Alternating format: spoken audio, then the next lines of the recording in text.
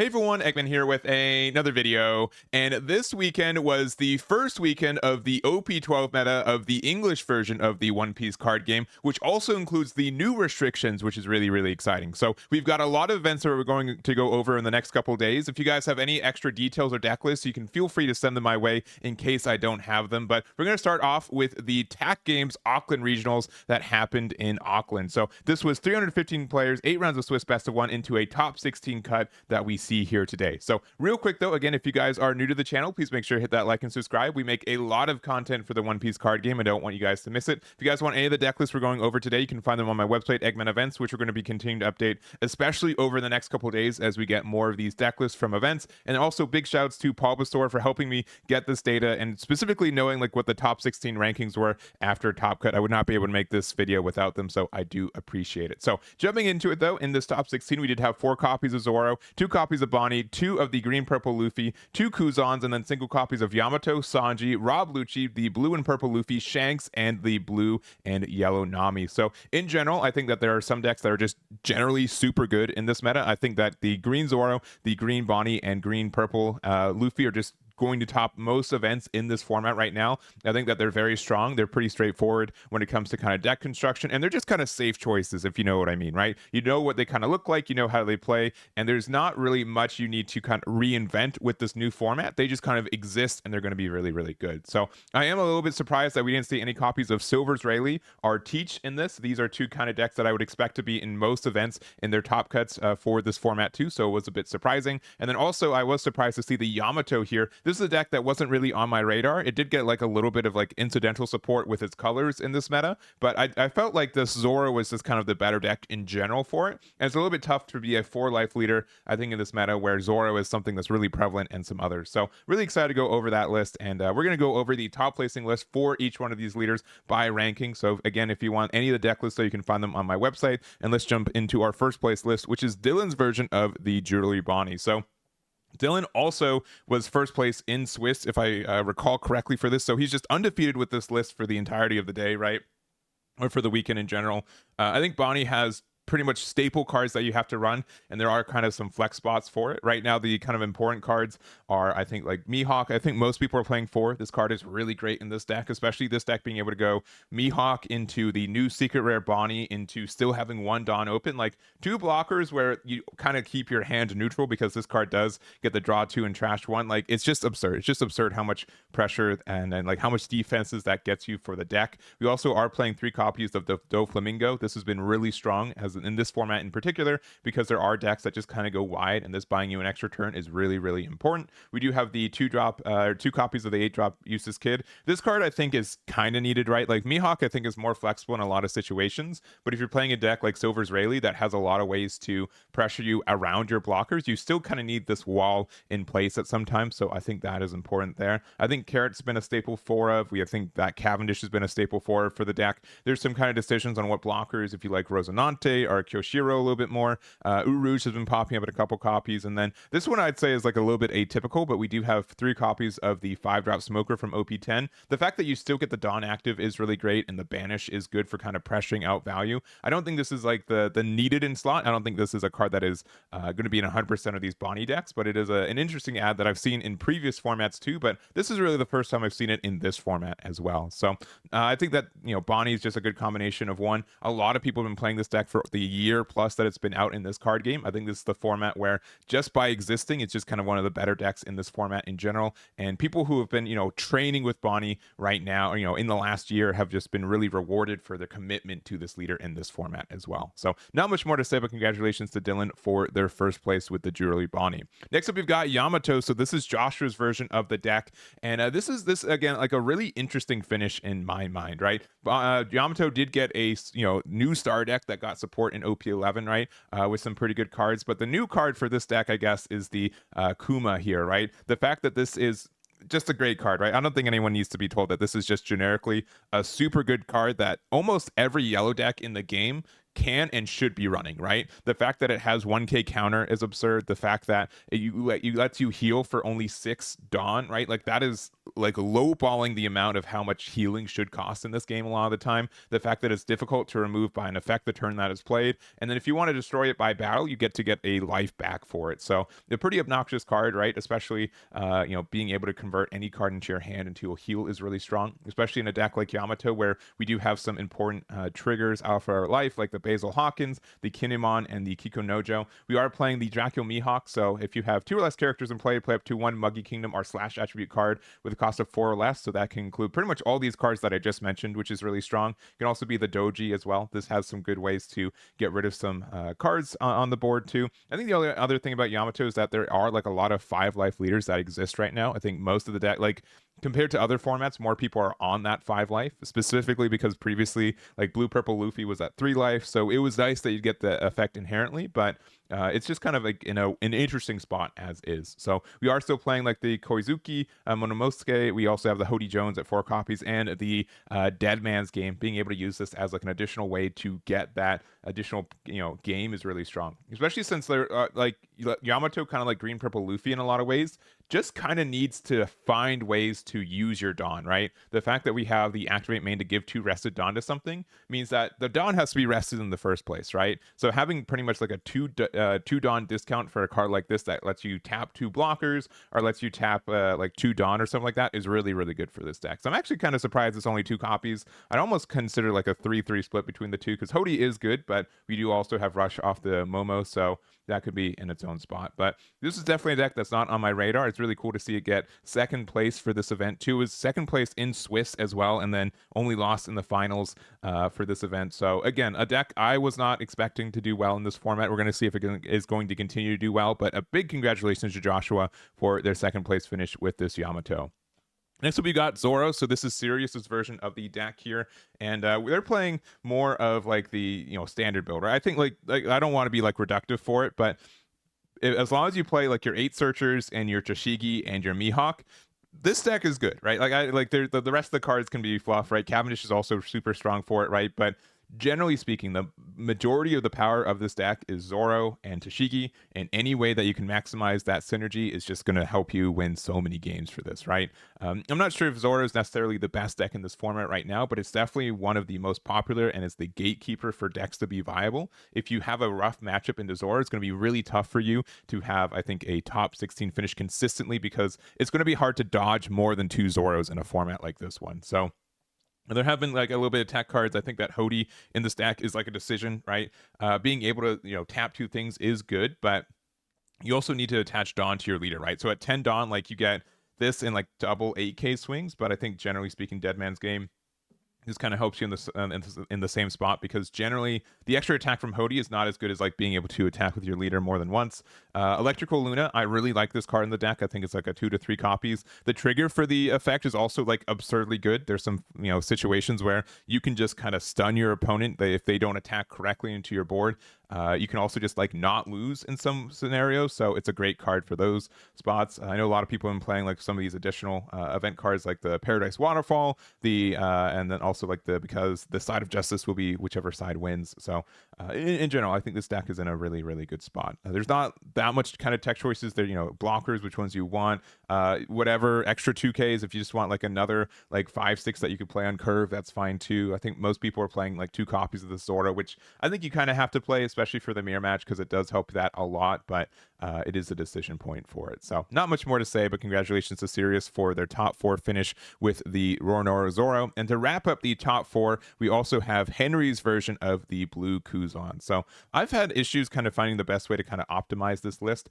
Some inclusions in this build that I think are not typical, but I think could help you in situations are, one, the Cavendish, this being just like a good 4-drop that lets you get that draw 2 trash 1 is good. It is kind of easy to interact with in some spots, and the fact that it doesn't have counter does feel bad, I won't deny, but I do think that if you are able to establish on curve on either like 4 Dawn or 5 Dawn, you don't really have good plays outside of, like, I guess Sengoku, which the draw from this one is also inherently good, right, if you're missing some pieces. But the fact that this deck discards so much, you can be a little bit more greedier with the cards without counter, which we are. We have 24 cards in this deck that don't have counter. 4 of them are a pheasant pack, right? So you technically have like 20 for it, but I do think that's something that's impactful, that being able to get that additional cycle is good. So, and also to clarify, you only get the drawback if it's a Navy card, so Cavendish doesn't turn into like a draw 2, trash 1, draw 1, just in case anyone's concerned about that. But other than that, Jozu, I think, is still really strong in this format. A lot of decks, if they can run it, have been playing it, since you do get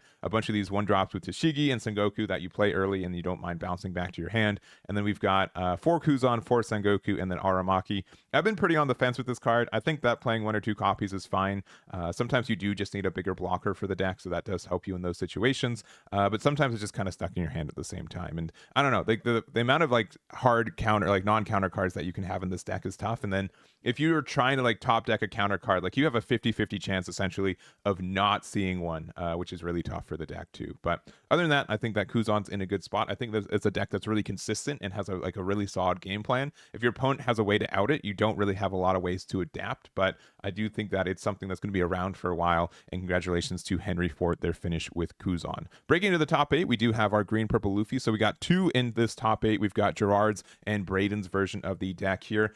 Generally speaking, I don't think this deck has changed much since OP11, and it hasn't really changed much since EBO2, if I'm being honest with you. The biggest changes I've been seeing are 1, Dead Man's Game. Sincerely, a really great card. We couldn't really play Hody in this deck, so this being a searchable substitute for it is great, especially since you need to spend 4 Dawn to be able to get your leader's effect to get the max value. So spending 4 and then untapping 2 and then re-ramping 2 if you have 2 Sanji puddings out is just good. It's just great value for a deck like this one. Other than that, I've been seeing some interesting events. So for Gerrard's version, we are playing Thunder Bagua. So interesting to see this. I haven't been seeing it as much, but there are some weird turns where you do keep 2 open, and you generally kind of take your first 2 hits in life if they give it to you. So being able to get out of an attack and get that additional ramp is good. I think green purple Luffy, of all the purple Luffys, is the one that can be like hurt the most from like too many Gum Gum Giants. So being able to have a way to have a substitute even at 1 more Dawn, and then also get Dawn back to ramp you back up to like 10 can be helpful in turns like you just don't see enough of your Sanji pudding. So I think that's an interesting ad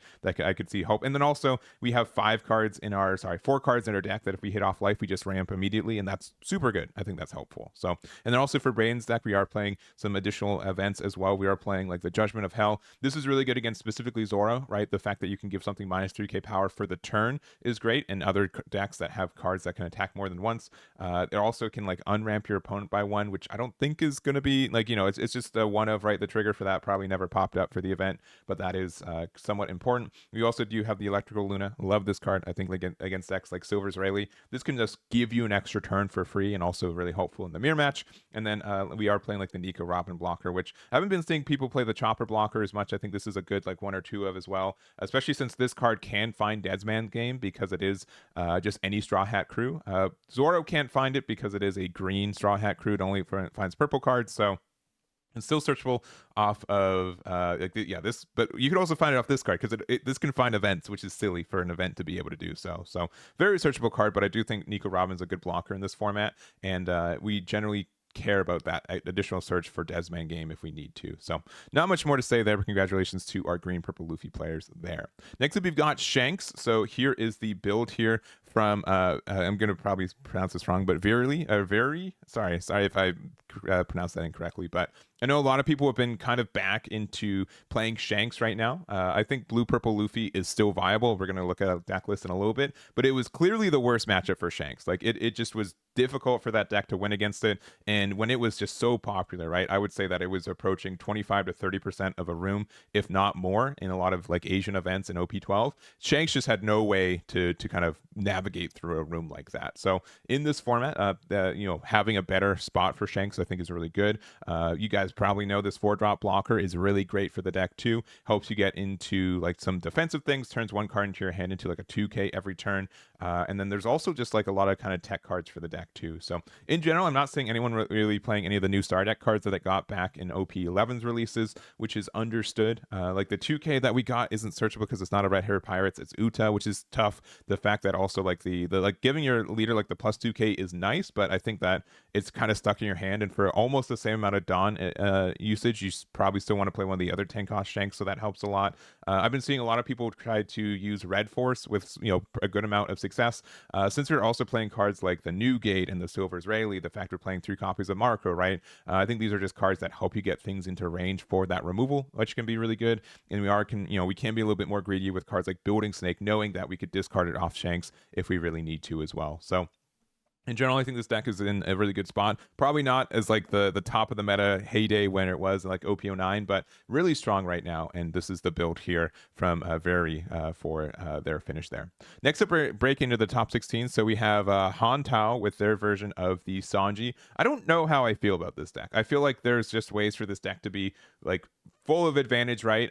There's a lot of decks that are very removal based, and the fact that you can't get rid of the Sanji outside of battle is really tough. I also don't think there's a lot of decks that just give like a lot, like outside of Shanks, there's not a lot of decks can interact with this card easily, right? Like it doesn't really have battle protection per se, but like people play it out and then just don't attack with it, and it's pretty immovable because of that.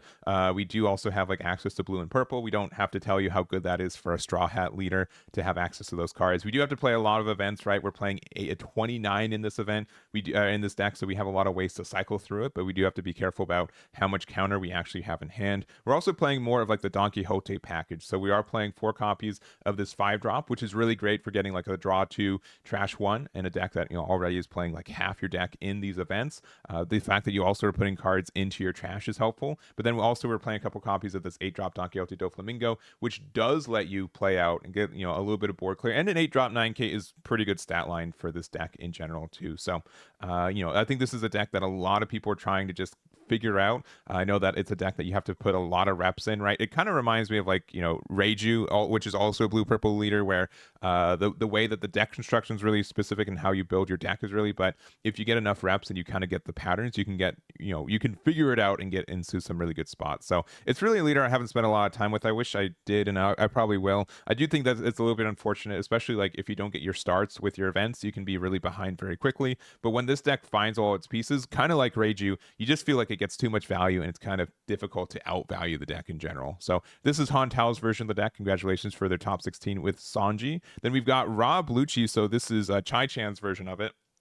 And Rob Lucci's in a weird spot, especially with Sakazuki back, and I know a lot of people have been trying to make that leader work. I haven't seen a lot of builds that I would say that would be successful in this format right now, and I keep coming back to the fact that yes, the like Houndblaze is a great card, and Sakazuki has like generically better removal, I think, but Rob Lucci being able to be more flexible in a lot of spots, the fact that it's also a 5-life leader is good enough that I think that Rob Lucci is probably the better deck between the two right now, at least in these beginning weeks, because you know what the deck build looks like in a format like this one, right? Rob Lucci's been around for a year. We've been updating the builds as we've been going for it, and we kind of know what works with this card pool with Rob Lucci. Meanwhile, Sakazuki's got to kind of play catch up for the last year that it wasn't around in this card game. So generally speaking, though, I think like the idea is that Rebecca is a fantastic card for this deck. We've been also popping in a couple copies of Shirahoshi as like a backup copy, right? Like you play Rebecca to get Hina and then get reduction, right? So Shirahoshi can do the same thing. It is surprising that we're only playing 1 copy of Hina, but we are playing 4 copies of Brook, which is also very helpful with Rebecca. We're playing some Kuzans and Laboons. We're playing our Rob Lucci's and Jack, and then we've got 2 of the 10-drop Kuzan on our tops, and so I've always never loved this card. Like, it's great when it hits the board. The fact that it's not searchable, the fact that like if it hits the trash, you just don't get it back. It's really tough to like consistently play this on 10 outside of like playing 4 copies of it, and then if you do that, you're just bricked up with how much of that is in there. So it's definitely a balance for this deck. I think some other tech cards that people have been playing are the Cobra. This helps you get cards into the trash. I am surprised we're not playing like the star deck 2-drop Uta that doesn't get hit by or can't be KO'd by leader attacks in a meta where Zoro is so prevalent, but I do think we are playing like the Black Vortex, which is a way to kind of interact with Zoro on like the defense side too. So other than that, I think Lucci is still viable in this meta. It's still like a little bit clunky,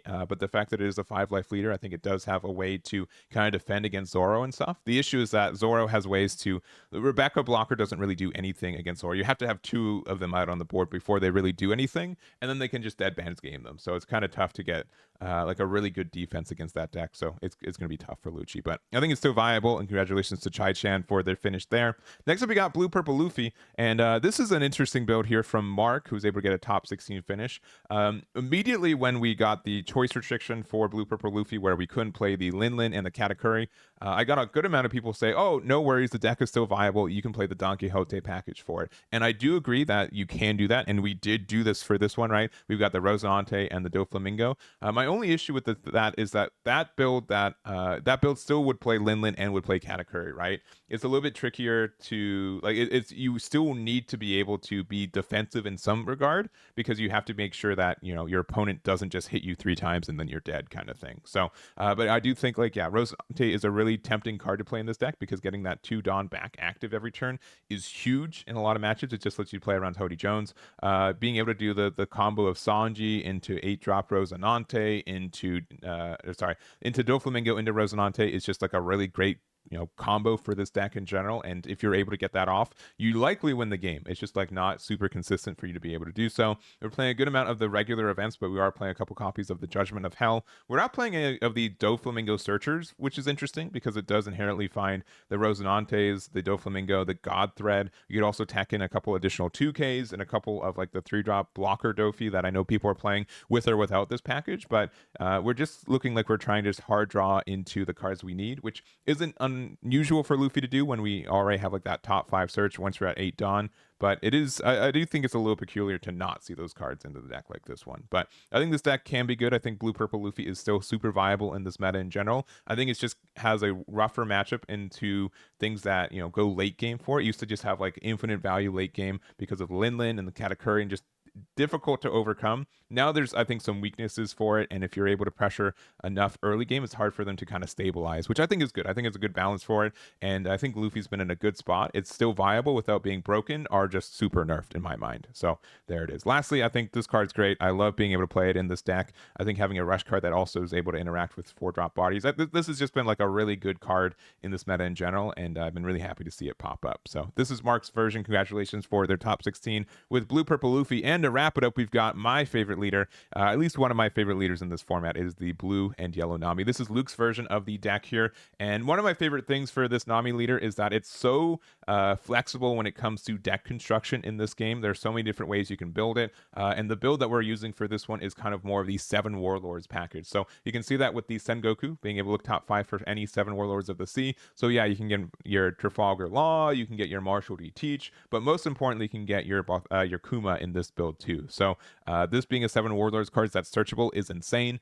Being able to get some heal in a deck that's easily able to be a 7k leader on defense throughout the game is fantastic. And we also have some additional build cards like the Boa Hancock. We also have the Slave Arrow, this being able to bounce back one of your cards with a cost of 2 or more to your hand. So you can play something Nojiko, get rid of like a 5-cost blocker, Slave Arrow back to your hand, and then you can do it again next turn. And those are searchable cards that really help you in your consistency. So in general, this is not a build that I have tested personally.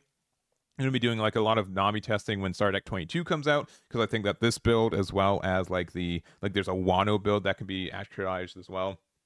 There's just so much good that this deck can do, and I'm really looking forward to seeing what I can do with it as well. But this is the build here from Luke, and congratulations for their top 16 finish with Nami. So that's going to be it for this one. If you guys want any of these deck lists, you can find them again on my website. I'm going to be continue to update this over the next couple of days as we get more and more results from the events around the world, and I'm really looking forward to seeing what this meta continues to shape up as. So that's going to be it for me. Thank you guys so much for watching, and I'll catch you all next time.